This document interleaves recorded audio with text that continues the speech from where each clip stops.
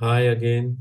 As always question पढ़ लो, pause करके ट्राई करो। नहीं होगा तो फिर आगे का देखिएगा, फिर देखें कैसे हो। चले चलिए, इसको पढ़ाने से पहले मैं फिर से आपको एक छोटा सा कॉन्सेप्ट बताऊं। क्या कॉन्सेप्ट बताऊंगा उस पर ध्यान दो। सपोज करिए, सिंपल सी बात, मैं कह रहा हूं एक सर्कुलर ट्रैक है।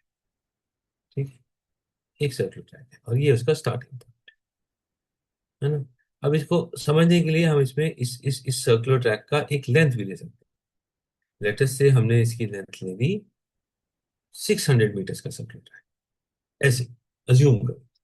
तो अब क्या होगा, अब इसके अंदर अलग अलग पॉइंट पे अलग अलग चीजें बन सकती हैं। ठीक है, तो क्या बन सकती थी भाई, मैं ये कह सकता था ना कि हर 100 मीटर्स में 100, 200, 300, 400 और 500 मीटर से मैंने ऐसे मार्क्स लगाए। बीच में मैं 50-50 के छोटे छोटे मार्क्स भी लगा सकता था, है ना। तो इस तरीके से मैं अलग अलग मार्क्स बना रहा हूँ। क्यों बना रहा हूँ, मैं ये कह रहा हूँ कि भाई एक सर्कुलर ट्रैक है, इस पे लोग भाग नहीं। अब मैं इसको इसलिए कह रहा हूँ कि मैं कह रहा हूँ सपोज इस पे एक बंदा एक्स भागता है और वो भागता जा रहा है, भागता जा रहा है, भागता है ना, भागेगा परपेचुअली बहुत टाइम तो भागेगा। लेट अस से हमने जब एक्स को, तो ये 100 का मार्क था, है ना, ये 200 का, ये 300 का, ये 400 का और ये 500 का, और ये जीरो का भी यही है और 600 का भी है। अब मैंने देखा कि एक्स यहाँ पहुंच गया है, एक्स यहाँ पे पहुंच गया है। तो मैं क्या कह सकता हूँ, एक्स ने कितना डिस्टेंस रन किया, आप सब हम कहेंगे नहीं, एक्स ने 100 मीटर रन किया। बिल्कुल सही बात है, एक्स ने 100 मीटर रन किया। लेकिन एक्स तो भागता जा रहा है, भागते भागते भागते भागते थोड़े टाइम के बाद फिर से एक्स इस पॉइंट पे आ जाएगा ना। जब एक्स फिर से इस पॉइंट पे आ जाएगा, तो उस समय एक्स ने कितना भागा हो। बिल्कुल सही, आप कहेंगे 100 मीटर भागने के बाद एक्स ने एक वन फुल लैप पूरा किया होगा, तो 600 मीटर्स और भागा होगा, मतलब यहीं से चालू हो गई, पूरा 600 का लैप करके ऐसे ऐसे करके 100 के बाद फिर से 600 यहीं आ जाएगा। ठीक है, फिर आ गया, लेकिन वो फिर से भागता जा रहा है, भागता जा रहा है, तो फिर से कब यहाँ पे आएगा, वो फिर से 600 मीटर्स के बाद यहाँ पे आ जाएगा। तो इस तरीके से आप कह सकते हो कि x will always be in this position, वो हमेशा यहाँ पे होगा अगर उसने 600 मीटर्स के एन लैप्स करे, कंप्लीट लैप्स करे प्लस 100 मीटर। ऐसे ही होगा ना। अब समझ में आ रही है बात हमारे को। ठीक है, तो इसको एक बार जेनरिक तरीके से लिख देते हैं। मतलब कैसे, मैं चाहता हूं कि इस कॉन्सेप्ट का, ये जो कॉन्सेप्ट है 100 मीटर से लेकर लैप्स के हिसाब से मैं आपके लिए लिख। ठीक है, तो लैप्स के हिसाब से कैसे लिख सकता हूँ, वो मैं लिख देता हूँ, अब इसको क्लियर कर दूं, फिर मैं इसको एक बार लैप्स के हिसाब से आपके लिए लिख देता हूँ। तो अब हम क्या करेंगे, हम कहेंगे कि एक कोई भी बंदा जो है वो किसी भी पॉइंट पे है, हमने इसको सर्कल बनाया। ठीक है, और हमने कहा इस समय लैप की लेंथ हमने बोल दी, ये स्टार्टिंग पॉइंट है, और लैप की लेंथ हमने कहा इज एल। तो एल के बाद वो किसी भी पॉइंट, लेटेस्ट से मैंने एक पॉइंट बनाया यहाँ पर एक्स, एक्स पॉइंट पे कब कब पहुंचेगा, when he has done a total distance of x, or he's done x plus l, or x plus l plus l, or in terms of x plus l, x plus 2l, x plus 3l, and so on so forth। तो मतलब वो उस point पे तब तक वो भागता रहेगा, वो सेम पॉइंट पे आएगा, लेकिन तब तक आएगा जब उसका डिस्टेंस पूरी लैप की लेंथ से और बढ़ता जाए। ये बात क्लियर हो गई। आए अब इस क्वेश्चन को पढ़ते हैं और देखें इससे कैसे सॉल्व होगा ये क्वेश्चन। हमारे को बताया गया इस सवाल कि देखिए एक सर्कल है, ये स्टार्टिंग पॉइंट है, इसमें शुरू में भागने वाले थे ए बी और सी। उस जगह A is the quickest and finishes the lap, तो which means A has run one full lap. A has run. So lap is done. This is the quickest. And it is seen as C is as much behind B as B is behind A. तो मैं मान लेता हूं कि B जो है यहां पर है, which is D distance behind, D पीछे है वो A से। तो B ने कितना डिस्टेंस भागा है लैप में से D कम, और C भी उतना ही पीछे है इससे। अब मुझे नहीं पता C कहाँ पे है ना, C यहाँ पे है, बट वो लैप -2 है। ठीक है, कोई प्रॉब्लम नहीं है, अभी कोई प्रॉब्लम नहीं है। अब हमें बताया गया अब हमें बताया गया कि ए ने एक लैप नहीं 3 लैप्स करी। तो जितने टाइम में ए ने 3 लैप्स करी, बी ने भी तीन three times that distance run कर लिया होगा। मतलब ए और बी और सी का ratio after the first lap हमें पता लग सकता था, वो था L, L minus D into N L minus two D.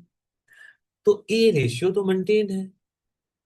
अब हमें बोला गया कि भाई ए ने थ्री लैप्स भाग ली, ए ने थ्री लैप्स भाग, तो सी ने कितनी लैप्स भागी होंगी? सी ने भागी होंगी, डिस्टेंस कितना भागा होगा, three into L minus two D, which is equal to three L minus sixty. ये इसकी बराबर आ जाएगी ना बात। ये। अब हमें बोला गया कि बी जो है, जब सी जो है वो बी की पोजीशन पे है, तो बी की पोजीशन कौन सी है? बी की पोजीशन तो एल माइनस डी पे आती, या L minus D plus lap करके आती, या फिर से प्लस लैप या प्लस लैप ऐसे करके आती।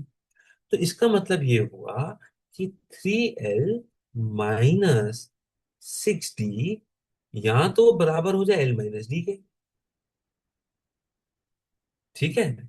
तो इससे मेरे को डी और एल में रिलेशनशिप पता लग जाएगा। क्या रिलेशनशिप पता लगेगा? इसको मैं यहाँ शिफ्ट कर देता हूं, तो मेरे पास आ जाएगा यहाँ पे two L is equal to five D, और एल इज इक्वल टू, और D is equal to two by five L. और मैं अगर यहाँ पे पुट कर दूंगा उस वाली वैल्यू को, तो मेरे को वैल्यू मिल जाएगी यहाँ से, जो भी मैंने आंसर निकाला है।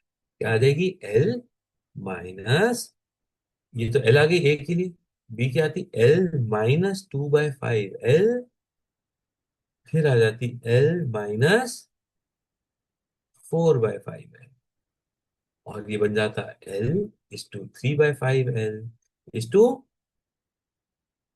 One by five L. ऐसे एक आंसर आता five is to three is to one. और ये वाला आंसर तो एक आंसर बस। अब ये भी हो सकता था कि ये वाली value three L minus six D L minus D के बराबर ना होके उसके नेक्स्ट लैप के बराबर होती, तो हो जाती equal to two L minus D. उस केस में जब मैं इसको सॉल्व करता, तो मेरे पास डी की वैल्यू आ जाती वन बाय फाइव। तब मेरा ए टू बी टू सी का रेशियो क्या आता? बिल्कुल ठीक, मेरे ए और बी का रेशियो आता L is to L minus one by five L is to L minus two by five. और ये मुझे दे देता, इसको मैं सॉल्व करूंगा तो आ जाएगा मेरे पास five is to four is to three, which is yes, which is present here and that could have been the answer. अब कोई कहेगा कि यार इसकी वैल्यू अगर देखी जाए तो एल तो थ्री एल माइनस सिक्सटी की वैल्यू, क्या थ्री, एक और एल ऐड कर देते इसमें, है ना, ये वाला एल भी ऐड कर देते इसमें, कहे थ्री एल माइनस डी के बराबर हो सकती है? कहते हो नहीं सकती। ये तो तब होती है अगर डी जीरो होता, क्योंकि देखो थ्री एल में से सिक्स डी माइनस कर रहे हैं और यहाँ थ्री एल में से सिर्फ डी माइनस कर रहे हैं। तो ये तो तभी पॉसिबल है ना अगर डी की वैल्यू जीरो हो। और जैसे ये एल की वैल्यू बढ़ती जाएगी उससे बड़ी हो नहीं सकती। अगर ये रियलाइजेशन हमारे पास पहले से हो, और तो हमारे को इतनी कैलकुलेशन नहीं करनी। अगर हम ये बात समझ जाते कि भैया अगर ए ने थ्री लैप्स करी हैं, ठीक है, और बी जो है, जो सी जो है वो, और बी और सी के बीच में है, बी ए और सी के बीच में है और यहाँ पहुंच रहा है, तो मैं ये कह सकता था यहाँ तो सी ने अभी तक जीरो कंप्लीट लैप्स करी है, या फिर उसने वन कंप्लीट लैप्स करी है। अगर ये बात मैं समझ जाता, तो मैं दोनों केस में आंसर निकाल सकता। कैसे? मैं ये कहता कि थ्री टाइम्स, एक तेईस होता कि C has ran three times the distance of B in first. अगर उस तरीके से करता तो सीधा मुझे आंसर मिल जाता। भाई अगर सी एक्स चला था, और ये इनका, और ये थ्री टाइम्स एक्स चला था, तो ये टू एक्स होता, और ये टू एक्स होता तो ये भी टू एक्स होता, और ये भी फाइव एक्स होता, तो सीधा ratio one is five is two. अगर मैं कहता इसने वन कंप्लीट लैप करी, तो जीरो कंप्लीट लैप वाला कैसे निकाला? अब वन कंप्लीट लैप वाला भी आप ऐसे डायरेक्टली सॉल्व कर सकते थे, और दोनों केस आप डायरेक्ट निकाल सकते। ठीक है। आई होप आपको समझ में आ गया होगा कि दोनों तरीके इसको ऐसे भी कर सकते थे, और मैंने इससे पहले कॉन्सेप्ट से आपको उसको डिराइव करना। ठीक है। चलिए, थैंक यू।